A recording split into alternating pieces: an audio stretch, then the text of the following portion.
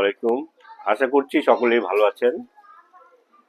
আমরা যারা মাহমুদুল্লাহ, মুশফিকুর রহিমকে সমালোচনা করছি, তারা কি একটু পিছনে বিষয়টা খেয়াল করেছি? এই মাহমুদুল্লাহ রিয়াদ, মুশফিকুর রহিম কিছুদিন আগে বিপিএল চ্যাম্পিয়ন হয়ে গেছে। সেই খেলার ফরম্যাট ছিল টি-20। যে প্লেয়ারটা কিছুদিন আগে টি-20 খেলে আসছে, সে তো গিয়ে শট মারার চেষ্টা করবেই। সে যদি কয়েকটা ওয়ানডে খেলতো, তাহলে সে ওয়ানডে প্যাটার্নে বা ওয়ানডে ফরম্যাটে খেলার চেষ্টা করতো। আর এর আগে এরকম কখনো ঘটেনি যেখানে মাহমুদুল্লাহ ফেল করছে, মুশফিকুর রহিম ধরে রাখছে, বা মুশফিকুর রহিম ফেল করছে, মাহমুদুল্লাহ ধরে রাখছে, এরকম হয়েছে। একসাথে দুজন কখনোই ফেল করে নাই। তাই এদের দুজনকে আমাদের দোষ দেওয়া উচিত না, কারণ আমাদের অনেক ম্যাচই ওনারা ভালো খেলে জিতিয়েছে। মাহমুদুল্লাহ ফিনিশার এবং মুশফিকুর রহিম মিস্টার ডিপেন্ডেবল হিসেবে খ্যাত হয়েছে। একটা ভুল হতে পারে। দেখুন, আরেকটা কথা, আমরা কেন পুরো 50 ওভার খেলতে পারি না? লাস্টে 5টা বলে যদি 10 রান আসতো, 246 হতো, বা 250 রানও তো আমরা করতে পারতাম। 250 রান আর 236 রান এক না, একটা ফাইট দেওয়া যেত।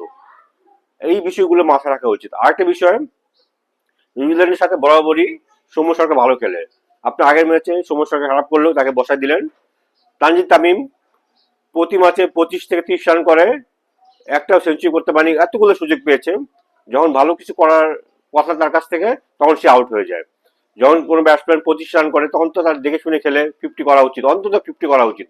সে সেটা করতে পারছে না। সৌম্য সরকার যদি দলে টিকে থাকে, অবশ্যই সে ভালো করে। সেঞ্চুরি হয়তো যখন সে ডাক মুক্ত হয় বা শূন্য থেকে মুক্ত হয়, তখন সে রান করতে থাকে। প্রথম কয়েকটা ওভার তার জন্য খুবই ক্রিটিক্যাল। সেটা যদি সে কমপ্লিট করতে পারে, সে ভালো করতে পারে। আসলে আমরা হঠাৎ করে ক্রিকেট, বিপিএল খেলে, টি-20 খেলে এসেই আমরা ওয়ানডেতে ভালো ফলাফল চাইবো, তা হবে না। আমার সিস্টেমটা এমন রাখা উচিত যে, যে প্লেয়াররা আপনার ওয়ানডে খেলবে, তারা আবার টি-20 খেলবে না। দেখুন, অভিষেক শর্মা, সূর্যকুমার যাদব কত ভালো টি-20 প্লেয়ার, কিন্তু তারা ওয়ানডেতে খেলে না। অভিষেক শর্মা ওয়ানডেতে টি-20তে সেঞ্চুরি করার পর তাকে তো বাংলাদেশ হলে দ্রুত ওয়ানডেতে নিয়ে আসতো, কিন্তু ইন্ডিয়াতে সেটা করেনি। আমাদের সিস্টেমটা কিছু পরিবর্তন করা উচিত।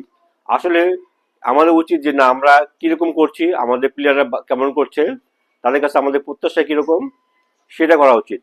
আমাদের প্রত্যেকটা প্লেয়ার, আমাদের যখন লাস্ট জাকির আলী আউট হয়ে যায়, তখন আমাদের মনে করে না, কোনো ব্যাটসম্যান নাই।